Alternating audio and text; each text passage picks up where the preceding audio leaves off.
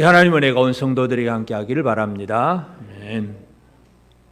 이사야 선지자는처럼 유다와 예루살렘이 하나님 앞에 잘못되고 있을 때, 죄를 짓고 있을 때 그들이 하나님 앞에 어떻게 심판을 받는가, 하나님의 그 벌을 얘기를 하고 있습니다. 오늘 3장 1절부터 12절 이사야 예루살렘이 멸망당할 일을 얘기합니다. 그런데 그 멸망당한다는 것이 어떤 모습인가, 이제 이 문제를 우리가 한번 살펴볼 수가 있는데, 여기 보면 어떤 통치자 얘기를 계속합니다. 그래서 이 통치자, 예루살렘이 멸망을 당하면 그 예루살렘을 온전하게 통치해 줄 통치자가 끊어지면 그것은 망하는 것입니다. 우리나라가 망한다는 얘기는 다른 것이 없어요. 나라를, 민족을 제대로 보존하고 지켜갈 수 있는 어떤 힘 있는 왕이 없으면, 통치자가 없으면 나라는 무너지는 것입니다. 우리가 3월 1일 3.1절을 지났잖아요. 자, 일본에게 이 나라가, 이 조선이라고 하는 나라가 일본의 권세 아래 놓여 있잖아요. 그 통치자가 없는 거예요. 조선의 왕들이 이제 다 끊어져 버렸고, 그게 바로 나라가 망한 모습이었습니다. 그래서 이러한 것들 때문에 뭐 3.1 운동도 하고 독립운동도 하고 많이 했지만, 하나님 나라에 있어서, 아니 하나님의 백성들에게 있어서도 이 통치자가 제대로 있느냐 없느냐 너무나 중요한 문제입니다. 그래서 오늘 말씀의 제목이 우리가 의지할 통치자, 우리가 의지할 통치자가 누구이며 어떻게 의지할 것인가, 오늘 우리가 이 부분을 한번 생각할 필요가 있습니다. 통치자가 제대로 있다는 것은 그 나라가 평안하다는 것이고, 제대로 의지할 만한 통치자 아래에서 살아가는 사람들은 평강의 삶을 살아갈 수가 있습니다. 그래서 하나님의 심판의 특징 중에 하나가 하나님의 백성들이 잘못했을 때 그의 통치자를 없애버리는 것입니다. 그래서 이제 이사야 선지자가 진짜 우리가 의지해야 될 통치자가 누구인가에 대해서 참 안타깝게 호소를 하는 그런 내용인데, 먼저 이 하나님을 거역한 이 예루살렘에게 없어진다 하는 것들을 여러 가지로 말씀합니다. 1절에 보면 보라, 주 만군의 여호와께서 예루살렘과 유다가 의리하며 의지하는 것을 제하여 버리시되, 유다와 예루살렘이 의지하고 의뢰했던 것들을 하나님은 제하여 버리시다, 없애버린다. 여러분은 무엇을 의지하고 사십니까? 하나님이 아닌 다른 것을 의지하고 살 때 그 의지하던 것들은 하나님께서 깨끗하게 제해버리십니다. 예를 들어서 어떤 사람, 나는 뭐 다른 거 없어도 돈만 있으면 돼, 돈을 의지하던 사람 하나님이 하루아침에 불어버리시면 다 없어져 버립니다. 뭐 이것저것 다 필요 없어, 난 건강하기만 하면 돼, 건강을 의지하든 아니면 권력 있는 사람을 의지하든 뭘 의지하든지 간에 뭔가 의지하던 것들이 하나님 아닌 것들을 많이 의지하게 되는데, 하나님은 그 모든 것들을 다 제하여 버린다, 그런 말씀을 합니다. 그래서 제하여 버리시되 곧 그가 의지하는, 예루살렘 유다가 의지하던 것이 제일 첫 번째가 뭐냐면 모든 양식을 의지합니다. 먹고 사는 거, 잘 먹고 잘 살기만 하면 된다 이거죠. 양식을 의뢰하고, 그리고 그가 의지하는 모든 물, 먹는 문제, 양식, 물, 그 다음에 2절에는 용사, 전사, 재판관, 선지자, 요술자, 그리고 장로, 50부장, 귀인, 모사, 또 정교하는 장인, 또 이 아주 요술자. 결국 이 유다와 예루살렘이 의지하고 의뢰했던 대상이 뭐냐 하면 먹는 것, 싸우는 힘, 도와줄 사람, 능력 있는 사람, 어떤 좀 영적으로 요술을, 능란하게 어떤 요술을 잘 베풀 수 있는 뭔가 우리보다 좀 더 영성이 뛰어난 사람, 전부 의뢰한 그 대상이 사람이고 물질이라 하는 걸 우리가 알 수가 있습니다. 그래서 하나님은 그것들을 다 없애버릴 것이다, 이사야 선지자를 통해서 그렇게 말씀을 합니다. 그래서 이게 결국 예루살렘이 무너지는 사건이 어떻게 벌어지는가를 이해할 수가 있는데, 열왕기하 25장 2절 3절에 보면 이제 예루살렘이 무너질 때의 모습입니다. 그 성이 시드기야 왕 제11년까지 포위되었더라. 그해 넷째 달 9월에 성중에 기근이 심하여 그 땅 백성의 양식이 떨어졌더라. 이 바벨론이 예루살렘을 포위를 하고 있으니까, 11년까지 포위를 하고 있으니까 넷째 달 9일에 양식이 다 떨어졌습니다. 기근입니다. 기근. 그러니까 지금 국제사회가 북한 땅을 포위를 하고, 경제적으로는 지금 포위를 하고 있는 거예요. 그럼 어떻게 되느냐? 기근입니다. 먹고 살 수가 없는 거예요. 제일 첫 번째, 사람들이 의지하는 것은 오직 먹어야 된다 이건데, 경제적인 제재가 들어가서 결국 먹을 것이 무너집니다. 이게 유다가 멸망당하는 첫 번째 모습이에요. 그렇게 먹을 것 떨어지고 그 다음에 싸울 힘도 떨어지고 결국은 왕은 도망가다가 사로잡히게 되고, 이게 마지막 시드기야 왕의 모습입니다. 이처럼 사람이 의지하는 것들은 다 하나님께서 심판하시면 다 없어지는 것입니다. 여러분이 하나님이 아닌 뭔가를 의지하는 것들이 내심 뭔가 하나가 있다면 그것이 얼마 못 가서 무너지고 없어진다는 사실을 분명하게 기억을 해야 됩니다. 그러니까 엉뚱한 거 의지하지 말라는 얘기죠. 유다와 예루살렘이 하나님의 백성이라고 하면서 사람을 의지하고 먹을 것 입을 것 어떤 군사력 경제력 이런 것만 의지하고 살았다는 얘기죠. 하나님은 그걸 하루아침에 다 없애버릴 수 있는 그런 하나님이십니다. 그리고 그 다음에 4절 5절에 보면 그가 또 소년들을 그들의 고관으로 삼으시며 아이들이 그들을 다스리게 하시리니 백성이 서로 학대하며 각기 이웃을 잔해하며 아이가 노인에게 비천한 자가 존귀한 자에게 교만할 것이며. 요즘 흔히 사람들이 또 예수를 안 믿는 사람들도 마찬가지죠. 나이 많으신 노인들이 젊은 청년들 보고 혀를 쩍 차면서, 여러분들 많이 하시는 말씀이 뭐예요? 청년들 보면서 야, 우리나라가 미래가 있다, 비전이 있다, 그렇게 생각하십니까? 어떻게 생각하세요? 우리 연로하신 분들, 머리가 희끗하신 분들 한번 대답해 보십시오. 요즘 청소년들 보니까 야, 너무 우리나라가 잘 될 것 같다, 그렇습니까? 요즘 사람들은 옛날에는 그래도 뭐 기독교는 아니라도 하여튼 뭐 유교 전통 문화 속에서라도 어른을 공경하고 대접하고자 하는 그런 마음은 있었잖아요. 그런데 그런 것들이 다 무너져 버립니다. 그래서 아이들이 그저 노인에게 교만하게 말해요. 비천한 자가 존귀한 자에게 교만하고, 아이들이 노인에게 대해서 교만하고, 아이들이 노인을 무시하고 멸시하고, 이게 마지막 때의 모습이에요. 그렇게 하나님이 의뢰했던 걸 다 없애버리고 이 사회가 어떻게 되느냐? 소년들을 그들의 고관으로 삼는다. 소년을 고관으로 삼는다는, 어린 소년이 왕이 된다는 얘기예요. 통치자가 잘못되었다는 그 얘기를 지금 이렇게 표현하고 있습니다. 소년이라고 지금 이렇게 번역해 놓은 이 단어는 원래 어떤 단어에서 시작되느냐 하면 히트알렐이라고 하는 그 단어가 하나 있는데, 이 단어는 욕망을 만족시키다, 또 자기 기분 채운다. 히트알렐이 자기 욕망, 자기 기분 채운다는 이 단어인데, 여기에서 나오는 단어가 탈룰림이라고 해서 소년이라고 하는 단어예요. 그러니까 소년 그러면 단순히 어떤 나이, 연령으로만 어리다 그 개념이 아니라, 물론 어린 사람도 있어요. 그러나 진짜 그 소년의 의미는 뭐냐 하면 자기 만족, 자기 기분 채우는 그 사람이 통치자가 된다는 얘기죠. 여러분, 우리나라의 통치자가 자기를 만족시키고 자기 기분을 채우려고 하는 그런 사람이 대통령이고 그런 사람이 왕이라고 한다면 나라가 어떻게 되겠습니까? 이게 이 마지막 통치권이 잘못될 때에 뭔가 질서가 무너지고 정의가 무너지는 거예요. 그래서 전도서 10장 16절에 보면 왕은 어리고 대신들은 아침부터 잔치하는 나라여 네게 화가 있도다. 왕이 어리다는 얘기는 이 대신들을 제어를 할 수가 없는 거예요. 다스릴 수 있는 힘이 없어요.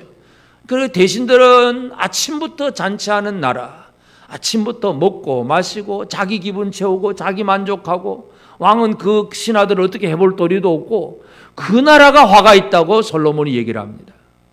그리고 이 나라가 질서가 무너지고 이 나라의 정의가 무너진다는 건 백성들이 잘못 죄를 짓는 일이 많다, 그 정도가 아니에요. 물론 그러한 죄가 많아도 문제이긴 하지만 이 대신들이 소위 요즘 말하는 우리나라로 친다면 국회의원이나 고급 공무원들, 높은 지위에 있는 사람들이 나라를 돌보질 않아요. 자기 만족, 어떤 이권을 가지고 자기 배불리라고 하고 자기 만족을 하려고 하는 게 아침부터 잔치하는 대신들 얘기입니다. 그런데 왕은 그 사람들을 어떻게 해볼 도리가 없어요. 이게 화가 있을진저하는, 나라가 망하는 모습이에요. 솔로몬의 아들 르호보암이잖아요. 솔로몬까지는 그래도 이스라엘의 왕국이 튼튼하게 서 있었는데, 이제 솔로몬이 마지막에 제도 짓긴 했지만, 그래서 아들 르호보암에게 나라를 물려주려고 할 때에 이제 사람들이 백성들이 르호보암에게 와가지고 당신의 아버지 솔로몬이 우리에게 세금도 많이 부과하고 또 우리가 너무 성전 짓고 왕궁 짓는데 너무 힘들었으니까 이제 이런 일 좀 면하게 해주십시오 하고 세금을 깎아달라고 그렇게 이제 부탁을 합니다. 그때 르호보암이 이제 그러면 3일 후에 내가 대답해 주겠다. 3일 후에 만나자 그래 놓고 르호보암이 이제 자기 곁에 있는 신하들에게 물어봅니다. 나이 많은 연로한 신하들에게 물어보니까 이거 백성들 말 들어주는 게 좋습니다. 르호보암이 그렇게 백성들의 마음을 잘 어루만져서 좀 면해주고 깎아주고 그렇게 해서 백성들의 마음을 사는 게 우선입니다. 그런 얘기를 합니다. 그런데 르호보암과 함께 자라났던 이 젊은 신하들은 정반대 의견입니다. 그래서는 안 됩니다. 이 한번 봐주기 시작하면 계속 밀리니까 첫 판부터 그냥 바로 막 세게 나가야 됩니다. 절대로 그래서는 안 됩니다. 그래서 결국은 르호보암이 3일 후에 그 백성들에게 무슨 얘기를 하냐면 내 새끼손가락은 우리 아버지 허리보다 굵다. 자기가 더 크다는 얘기죠. 아주 강하다는 얘기를 합니다. 이 아버지가 이렇게 뭐 세금 걷어서 뭐 했지만 나는 더 잘할 것이다. 꼼짝하지 말고 나를 따르라 이거죠. 이게 르호보암이 백성들에게 하는 얘기였습니다. 그 즉시 무슨 사건이 벌어집니까? 10지파가 떨어져 나갑니다. 다윗의 자손이요. 다윗의 니나 돌아봐라. 우리는 절대로 이제는 다윗의 통치를 받지 않겠다. 그래서 나라가 분리되고 10지파가 떨어져 나가버립니다. 그 어리석은 왕의 대표적인 인물이 바로 르호보암이에요. 그러니까 나라를 잘 다스리지 못하는 그런 통치자가 세워진다는 것. 이게 바로 하나님 앞에 심판받는 얘기입니다. 왜 우리나라 대통령은 우리 왕은 이럴까 저럴까 그 얘기할 필요가 없어요. 이게 지금 하나님의 진노의 심판 가운데서 이루어지는 것이 바로 통치권이 막 뒤집어지는 거예요. 소년이 고관이 되고 그러다 보니까 아이가 노년에게 교만하고 비천한 자가 존귀한 자 앞에 큰 소리치고 뭔가 사회가 무질서하게 막 혼돈으로 넘어가는 것. 이것이 바로 하나님의 심판이 이루어지면 그렇습니다. 그러니까 이제 그 중에 어떤 사람이 6절에 보면 혹시 사람이 자기 아버지 집에서 자기 형제를 붙잡고 말하기를 내게는 그 돛이 있으니 너는 우리의 통치자가 되어 이 폐허를 내 손 아래 두라 할 것이면 그날에 그가 소리를 높여 이르기를 나는 고치는 자가 되지 아니하겠노라. 내 집에는 양식도 없고 어복도 없으니 너희는 나를 백성의 통치자로 삼지 말라 하리라. 자, 막 이렇게 사회 질서가 무너지니까 사람들의 마음이 뭐예요? 뭔가 이 폐허를 좀 고치고 바르게 해줄 우리의 통치자가 필요합니다. 그런데 누구를 세워야 되느냐? 어떤 사람이 자기 형제를 붙잡으면서 내게는 겉옷이 있으니 이 말 뒤집어 말하면 우리는 겉옷도 한 벌 없는데 너는 옷이라도 한 벌 있지 않느냐? 너는 돈이라도 좀 있고 뭔가 재주라도 있지 않느냐? 그러니까 네가 우리를 좀 다스려다오. 우리를 다스려서 이와 같이 이 폐허가 우리 손에서 없어지고 좀 평안한 생활을 살고 싶다. 우리를 다스려 달라는 얘기죠. 그런데 그 사람이 무슨 얘기를 합니까? 너희는 나를 백성의 통치자로 삼지 마라. 나는 고치는 자가 되지 아니하겠노라. 내 집에는 양식도 없고 어복도 없다. 못하겠다는 얘기죠. 왕이 되라 그러면 좋아해야 되는데 다 망해가고 폐허가 돼가는 거 이 집 좀 고쳐달라 우리에게 평안 달라 그러니까 그것도 해줄 통치자가 없다는 얘기죠. 사람들은 왕을 원합니다. 구원할 왕. 하나님의 그 은혜를 잃어버리는 사람은 사람의 왕을 의지합니다. 사무엘 시대에 백성들이 하나님 밥 외에 사람 왕을 의지합니다. 사무엘상 8장 5절에 보면 그에게 이르되 보소서 당신은 늙고 당신의 아들들은 당신의 행위를 따르지 아니하니 모든 나라와 같이 우리에게 왕을 세워 우리를 다스리게 하소서. 모든 나라처럼 우리에게 왕을 세워서 우리를 좀 다스리게 하소서. 하나님이 지금까지 사사들을 세우고 사무엘을 세워서 이스라엘을 튼튼하게 세워주셨어요. 문제만 생기면 사사들을 세워서 구원해 주시고 뭔가 해 주었는데도 불구하고 백성들은 하나님보다는 눈에 보이는 왕을 의지하는 거예요. 그렇지만 그러한 왕은 역사 속에 결코 쉽지 않습니다.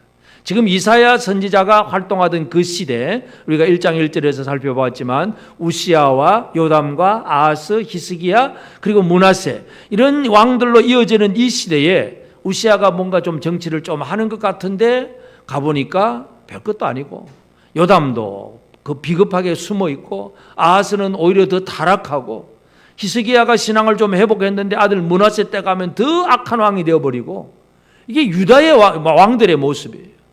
그러니까 사람들은 왕을 통해서 평안을 구하는데 그런 평안을 주는 왕이 쉽지 않다는 것, 이것을 역사 속에서 분명히 이해할 수 있습니다. 이게 바로 예루살렘이 망하는 모습이에요. 통치자를 잃어버린 것. 제대로 된 통치자가 없다 보니까 모든 것이 엉망이, 혼돈, 무질서, 이것이 바로 모든 이 유다와 예루살렘의 모습이라는 것, 이것을 얘기하고 있습니다. 그러므로 이제 이사야 선지자가 이처럼 유다와 예루살렘이 이렇게 망할 것이다 하는 그 말씀은 결국 지금 우리는 이 구약 성경을 읽으면서 그럼 우리에게는 제대로 된 통치자가 있느냐, 이 문제를 스스로 할 수밖에 없지요. 그래서 선지자가 얘기하는 것은 결국은 진정한 통치자는 오직 하나님이시다, 그 얘기입니다. 그래서 우리의 왕이 누구시냐? 이 땅에 오신 하나님의 아들 예수 그리스도가 진정한 우리의 통치자가 된다는 사실을 기억을 해야 됩니다. 그래서 우리를 다스리시는 예수님은 어떤 분이냐? 우리를 다스리시는 예수님은 제일 첫 번째가 뭐냐 하면 결코 없어지지 않는다, 제거당하지 않는 분이 바로 진짜 왕이잖아요. 있다가 사라지는 왕들은 좀 의지할 만하면 사람이 없어져 버립니다. 여러분, 히스기야가 선하고 좋은 왕이긴 하지만 그도 사람인지라 하나님이 불러가시면 끝이에요. 영원하지 않다는 얘기죠. 그래서 우리가 의지할 왕은 첫 번째 특징이 뭐냐면 영원해야 됩니다. 영원토록 망하지 않는 그분. 그래서 히브리서 13장 8절에 보면 예수 그리스도는 어제나 오늘이나 영원토록 동일하시니라. 언제나 동일하신 예수님. 그래서 의지할 만한 거예요. 오늘은 쓸만했는데 내일은 배신하고 내일은 또 그 사람도 약해지고, 그러면 의지할 대상이 안 되잖아요. 여러분, 무엇을 의지하며 사십니까? 영원히 동일하신, 이 영원토록 동일하신 예수 그리스도를 의지하는 것, 이게 가장 중요합니다. 그런데 이스라엘, 이 유다와 예루살렘이 그런 어려움에 빠질 때 뭘 의지하느냐 하면 바벨론이 쳐들어오면 남쪽의 나라에 가서 애굽 왕을 의지합니다.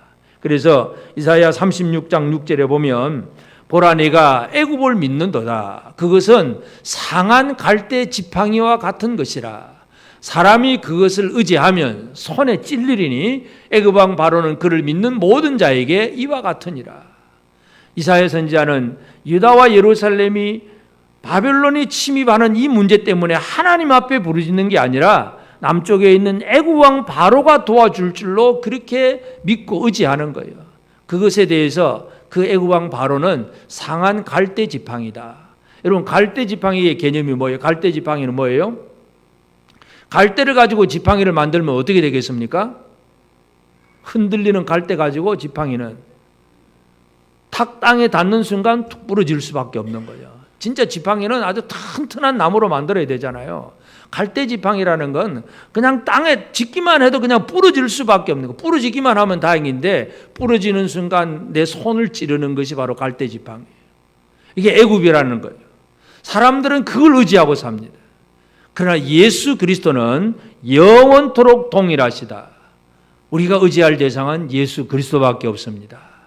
우리 인생이 돈도 좋고 건강도 좋고 다 좋지만 그것도 있다가 없어지는 것이고 없다가도 생기는 것이고, 그건 의지할 대상이 아니에요. 뭐 필요해서 주시면 그걸 잘 활용하고 사용하는 데 도구일 뿐이지 의지할 대상이 아니에요. 예수 그리스도만이 진정으로 사람이 의지할 그러한 대상이라는 사실을 우리는 알아야 됩니다. 왜냐하면 예수님은 우리에게 뭘 주시느냐?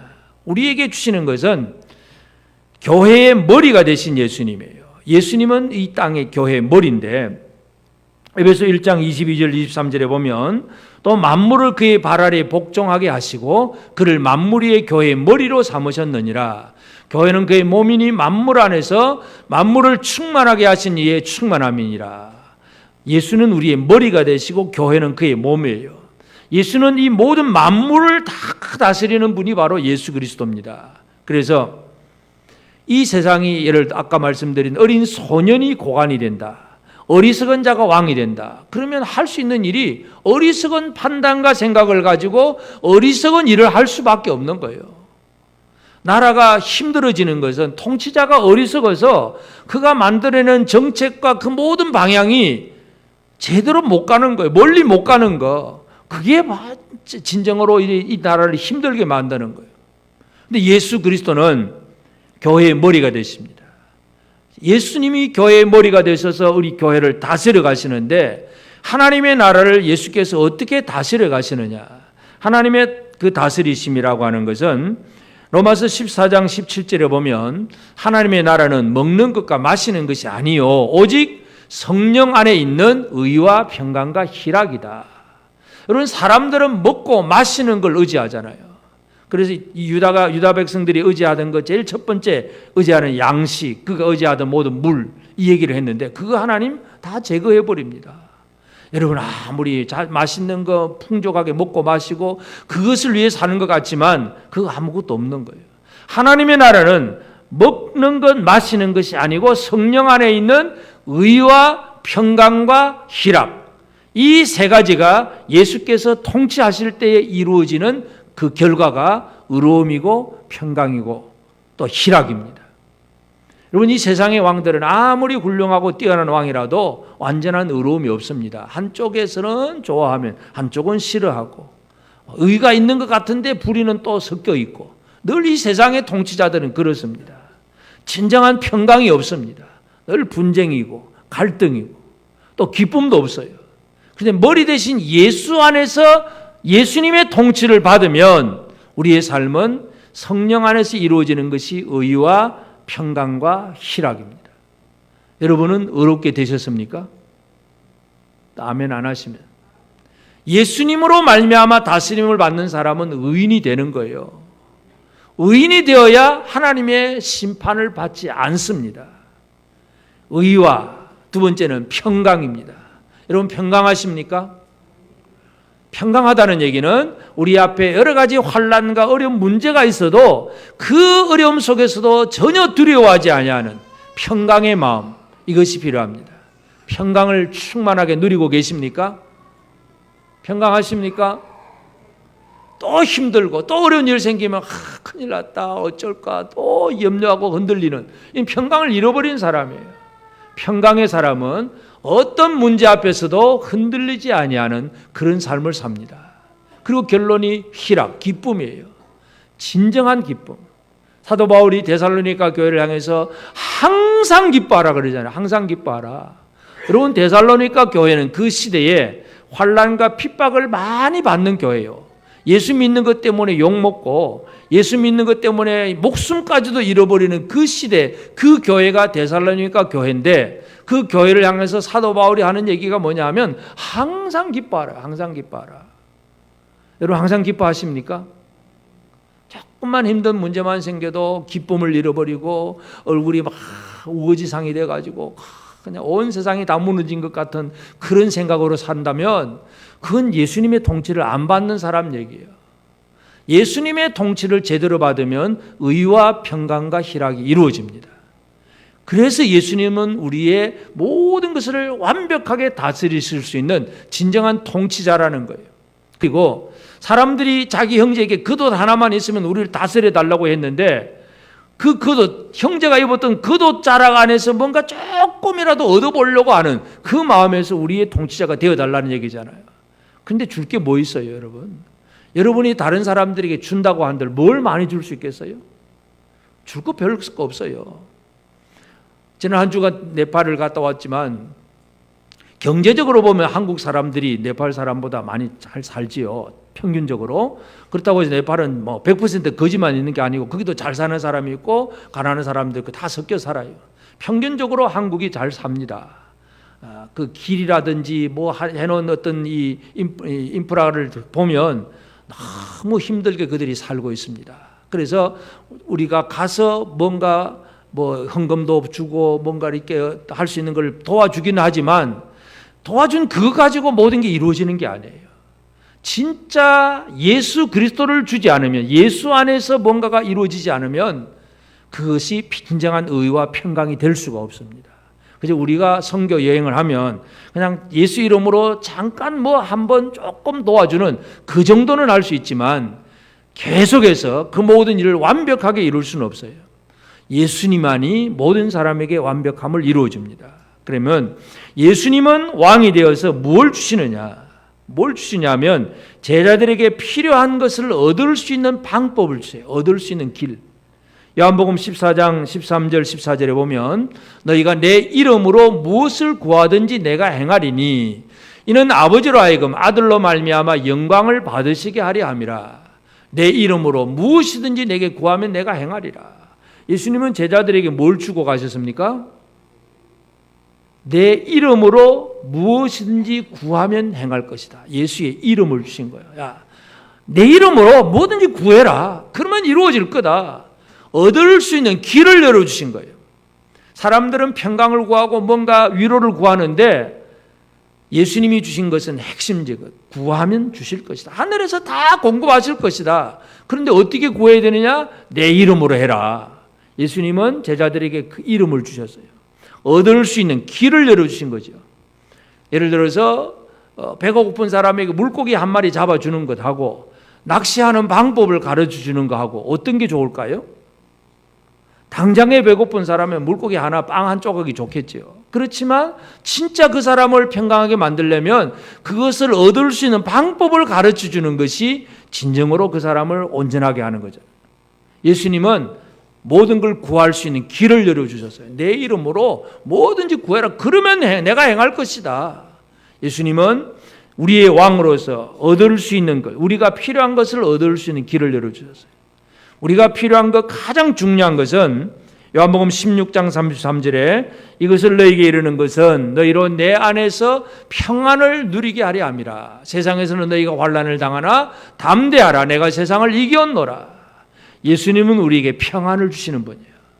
예수가 우리의 왕이시면 우리는 평안을 얻을 수가 있습니다. 여러분 평안하십니까? 옆 사람에게 평안하십니까? 한번 물어봅시다. 염려와 근심 없이 평안하십니까? 예수가 우리의 왕이 되시면 우리의 세상에서는 환난을 당하지만 평안할 수가 있습니다. 모든 문제가 없이 그냥 평안해서 편안해서 평안한 게 아니라 사망의 음침한 골짜기로 다닐지라도 두려워하지 아니하는 이 평안함, 이게 예수 그리스도가 왕이 될 때에 우리 안에서 이루어지는 진정한 결론이에요. 성경은 그 얘기를 합니다. 그래서 이사야 선지자가 지금 말하는 것은 유다와 예루살렘이 하나님 앞에 잘못되어서 그들의 통치권이 다 무너지고 혼란스러워졌다는 얘기예요. 그것이 하나님의 심판의 특징이에요. 그러므로 이제 우리는 예수 그리스도가 우리의 왕이 되시고 우리의 통치자가 되셨기 때문에 어떻게 하면 예수의 통치를 제대로 받을 수 있느냐. 이제 이건 우리의 삶, 우리가 예수님께 대해서 우리가 해야 할 일입니다. 자, 첫 번째 8절에 보면 예루살렘이 멸망하였고 유다가 엎드러졌음은 그들의 언어와 행위가 여호와를 거역하여 그의 영광의 눈을 범하였음이라. 자, 유다와 예루살렘이 왜 이렇게 심판을 받느냐? 그들의 행위, 언어, 말과 행동으로 하나님의 그 영광의 눈을 범했다. 그렇게 표현합니다. 눈을 범했다. 눈을 범했다는 얘기는 하나님은 모든 것을 살펴보시는 눈을 가지신 하나님이세요. 그러니까 눈을 가지신 하나님 앞에 눈을 범했다는 얘기는 하나님 앞에서 죄가 드러났다는 얘기잖아요. 하나님은 어떤 분이냐 하면 요한계시록 4장 5절에 보면 보좌로부터 번개와 음성과 우레소리가 나고 보좌 앞에 등불 7이 있으니 이는 하나님의 7영이라. 7개의 등 완전한 등불을 켜놓았어요. 등불을 켜놨다는 얘기는 다 살핀다는 거예요. 밝게. 그리고 7영으로 7영 7등불은 하나님의 보좌가 이 모든 세상의 것들을 다 살피십니다. 무엇까지 살피십니까? 사람은 사람의 겉을 보고 얘기하지만 하나님은 사람의 중심까지도 살펴보세요. 그러니까 하나님 앞에서 뭔가 이 잘못되면 하나님의 영광의 눈을 범하는 거예요. 하나님은 우리를 살피시는 하나님이십니다. 그렇기 때문에 우리가 통치를 받는 자 입장에서 제일 중요한 것은 통치자가 누군가를 정확하게 알고 그분 앞에 있다는 얘기. 전에 한번 말씀드렸듯이 코람데오라고 하는 단어는 신전의식, 하나님 앞에 내가 있다. 하나님이 지금 나를 쳐다보고 계신다. 이걸 알 때에 우리가 함부로 행동할 수 없는 거죠. 그래서 우리는 이 신전의식을 가지는 게 중요합니다. 여러분이 어디에서 무슨 일을 하든 예배당에 나왔든 집에 가든 직장에 다니든 뭘 하든지 간에 나는 하나님이 나를 바라보고 계신다. 지금도 하나님의 일곱 등불 일곱 영으로 나를 살피시고 계신다. 이걸 우리가 안다면 그걸 늘 하나님을 의식하며 살아간다는 것은 죄를 범하지 않는 그 생활을 살아갈 수 있습니다. 우리는 우리를 통치하시는 예수 그리스도의 통치에 대해서 늘 의식을 가지고 있어야 됩니다. 여러분은 예수님이 여러분을 다스리고 계십니다. 여러분을 다스리고 계시는 그분을 의식하며 살아가야 돼요. 의식한다는 얘기면 통치하는 분이 법을 세워서 야 지금부터는 이렇게 합시다 하고 법을 딱 세우면 그렇구나 그럼 그렇게 해야지. 그게 의식하며 사는 거잖아요. 근데 의식이 없으면 아무리 무슨 법을 세우고 뭘 해도 자기 마음대로 살아가는 거예요. 신전의식을 회복하시기를 바랍니다. 우리를 다스리시는 예수 그리스도를 의식하는 것이 가장 중요합니다. 그래서 이 유다 백성들은 하나님의 영광의 눈을 범했다고 그랬는데 또 9절에 보면 그들의 안색이 불리하게 증가하며 그들의 죄를 말해주고 숨기지 못함이 소돔과 같으니 그들의 영혼에 화가 있을진저 그들이 재앙을 자취하였도다. 재앙을 스스로 그냥 취했다. 자취했다는 얘기죠. 스스로 취했다. 왜냐하면 죄가 분명하게 드러났다는 얘기입니다. 죄가. 그래서 그들의 안색이 불리하게 증가하는 거예요. 죄를 숨기면 그냥 안색도 그냥 전혀 변화가 없이 그냥 거짓말 해버리면 사람들이 그냥 속아 넘어갈 수 있습니다. 근데 막 속에서 거짓말 하다 보니까 막 안색이 이상해지, 색깔이 막 얼굴이 붉어진다든지 뭔가 이상해집니다. 그러면 사람들이 말을 듣고 이거 저 거짓말쟁이구나 하는 걸 알 수가 있는 거예요. 안색이 지금 불리하게 증언한다는 얘기는 다시 말해서 이스라엘은 죄악이 드러났다는 얘기예요. 숨기고 싶어도 숨길 수가 없는 거예요. 그래서 여기 보면 소돔과 같다. 그래 소돔. 창세기에 보면 소돔성에 대해서 하나님이 천사들을 보내잖아요. 아브라함에게 말씀하기를 저 소돔성이 죄악이 너무나 많은데 진짜 그러한지 내가 이제 보내겠다고 천사 둘을 소돔성으로 보냅니다. 소돔성으로가 저녁에 이제 천사가 왔으면 사람들이 저녁에 다 집에 가서 잠자고 그냥 편안하게 쉬고 일어나면 별 문제가 없을 것 같아. 근데 천사가 소돔성에 딱 들어왔을 때 남자 둘이 들어왔을 때에 그 사람들을 향해서 창세기 19장 5절에 보면 롯을 부르고 그에게 이르되 오늘 밤에 내게 온 사람들이 어디 있느냐 이끌어내라 우리가 그들을 상관하리라. 두 사람 이끌어내라 우리가 그들을 상관하리라. 여기서 상관이라고 하는 단어는 야다라고 하는 단어예요. 야다라고 하는 단어는 영어로는 소돔이에요. 소돔성을 소돔이라 그러는데 동성연애하는 거. 남자가 남자라고 그냥 뭔가를 하겠다고 하는. 그러니까 이 두 남자가 소돔성으로 딱 들어왔는데 지금까지도 못 보던 아주 멋있는 남자였잖아요. 그러니까 막 몰려와가지고 롯의 집에 왔는데 그들을 이끌어내라. 우리가 그들과 상관하리라. 죄악을 드러내고 있는 거예요. 숨어 있는 게 아니라 그냥 못 본 척 지나갔으면 괜찮아요. 그런데 죄악을 드러내는 것, 이게 바로 소돔이에요. 여러분 이 세상은 지금 어떤 세상일까요? 죄악을 막 드러내십니까? 숨기십니까? 죄를?